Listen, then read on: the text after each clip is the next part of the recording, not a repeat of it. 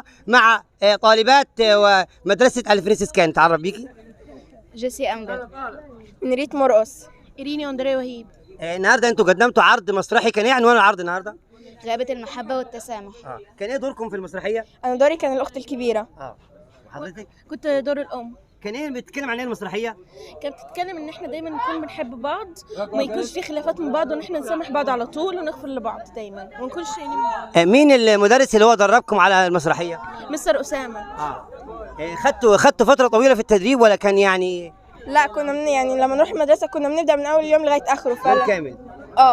واللبس والمكياج والديكور برضو من عندكم انتوا طبعا؟ ليه فضلتوا المسرحية أو النشاط المسرحي عن دون الأنشطة؟ احنا عايزين نوصل للناس انه دايما يكون فينا لينا محبه، وان احنا دايما يعني كلنا زي بعض، وان احنا نسامح بعض على كل غلط اي حد يعمله.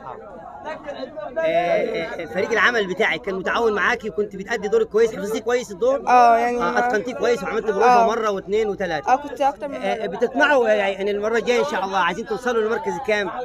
الاول ان شاء الله. المركز الاول. احنا شايفينك دور جميل اللي هو ارنوب. ايه دور الارنوب ده؟ احكي لنا عن دور بقى. الارنب هيكون واخد 5 جزرات من الارض هيكون عايزهم منه، بس هو ما كانش معاه كليتين والارض كان عايز منه وكان مظلوم يعني. المسرحيه كانت جميله واديتوا ادوار حلوه. بالتوفيق ان شاء الله. بس بقى يا لولا يا بابا سيبي الموبايل، هو انت كل حاجه لازم تاخديها مني وتلعبيها؟ يا ماما يا ماما بس خلاص يا بوبي بلاش ماما، هديهولك بس بلاش ماما. لا انا هنزل ماما عشان تزعق. يا ماما يا ماما. ايه يا بوبي في ايه؟ مالك بتزعقي كده ليه؟ كل ما احط موبايلي يا ماما في الشاحن لازم تشيله، وكمان خلاص يا بوبي خلاص. لا مش خلاص، وكمان يا ماما كنت عايزه تاخد صور اللي انا مصوراها ونكشه شعر ومطلعها منها لساني وعايزه تنزلها على الفيسبوك عشان الناس تتريق عليا. كده برضه يا روزا؟ هو انا مش 100 مره اقول لك بلاش الهزار بالطريقه الوحشه دي، اتفضلي تاسفي الكوكي بسرعه. انا اسفه.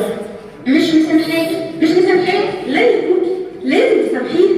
لا يا ماما دي مش اول مره، دي المره رقم مش اليوم. لا مش المره رقم مش اليوم. شفتي يا ماما بنتك بتكذب، زعقلي بقى عبيها. لا يا ولاد شكلكم كده لازم تسمعوا القصه بتاعت النهارده. ايوه يا ماما. كان يا مكان كان في غابه كبيره اسمها غابه المحبه والتسامح.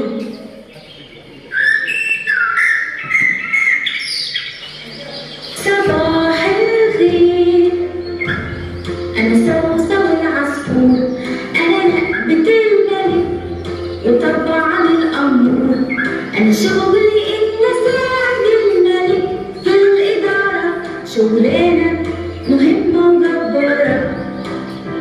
دي غابتنا غابه المحبه، وطبعا احلى غابه علشان مليانه بالسعاده.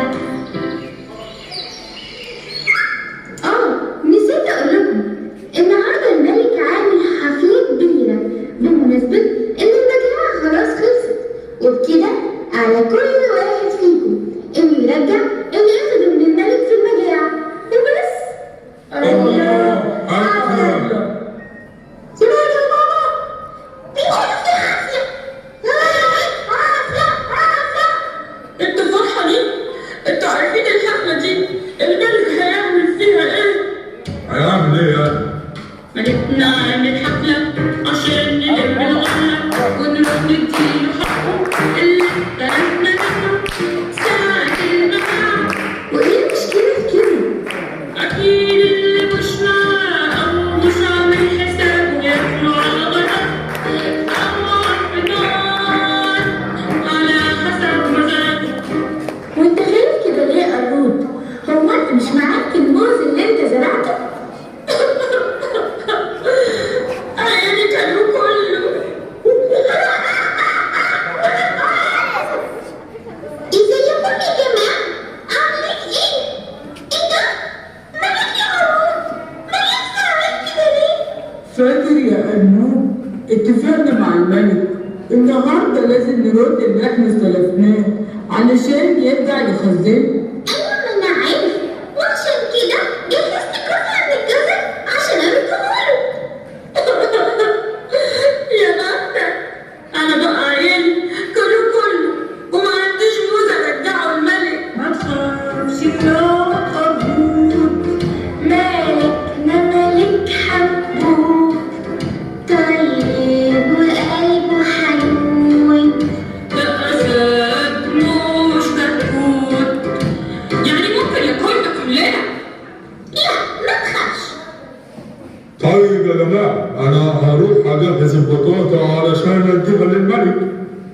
خايف عليه اكمني لحم كتير يجيله النقرس. لقد وصل الملك. فلنبدأ الحفل. شعار هيبة المحبة والتسامح.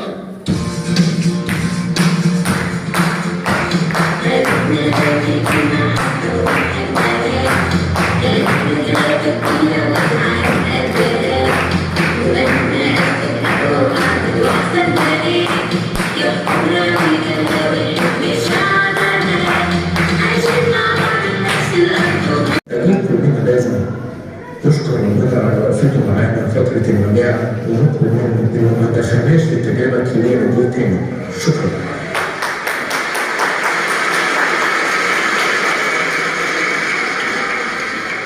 والآن فليتقدم كل واحد بتقديم الدين العام. اسمح لي مولاي الملك إني أبتدي، رغم إننا نعبد الملك بس برضه بيحس حسابي، وده الفول اللي استلفته. شكرا يا مولاي.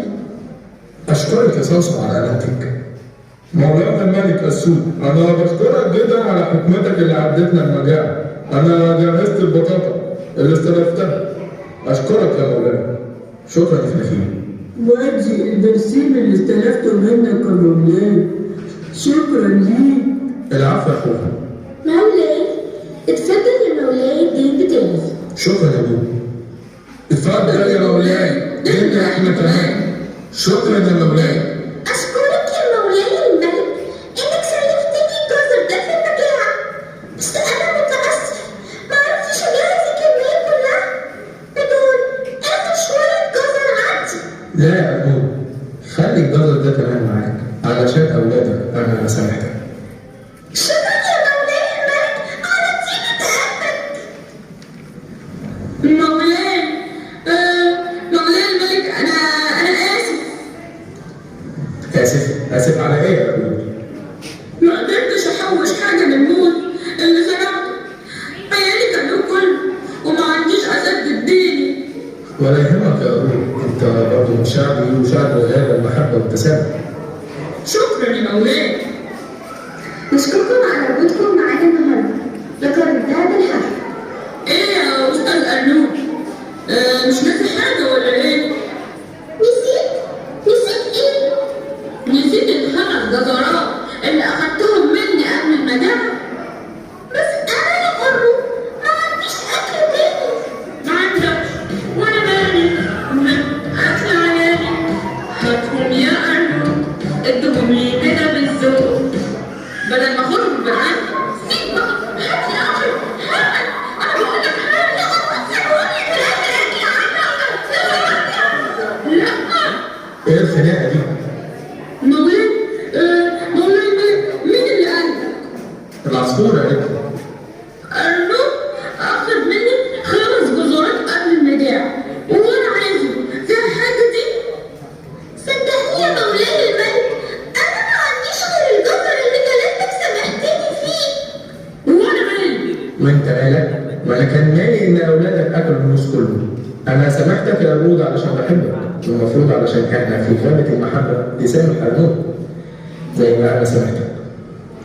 يا حراس، خدوا الروز هو وافردوا واسجدوا. ماما أنا مش عايزة تنزلي يا ماما. لا يا ولاد ما تخافوش، ومولاي الملك سامحني. أرجوك سامحني، لو سمحت استني بس شوية. يا قرب استني. أمر مولاي يطاع. تعالى هنا يا أرنوب.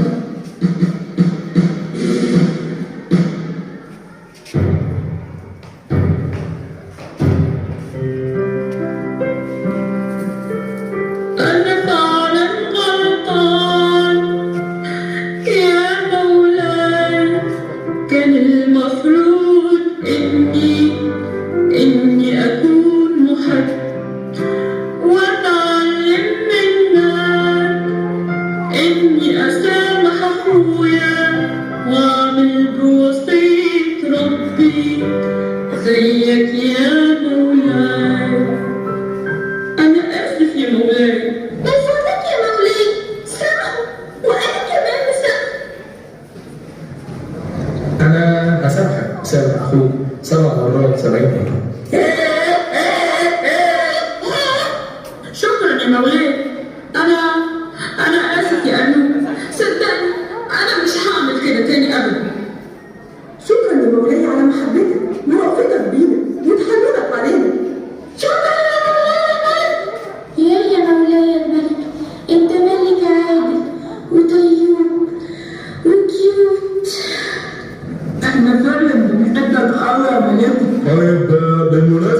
الوحدة دي ممكن نقول شعار غابتنا؟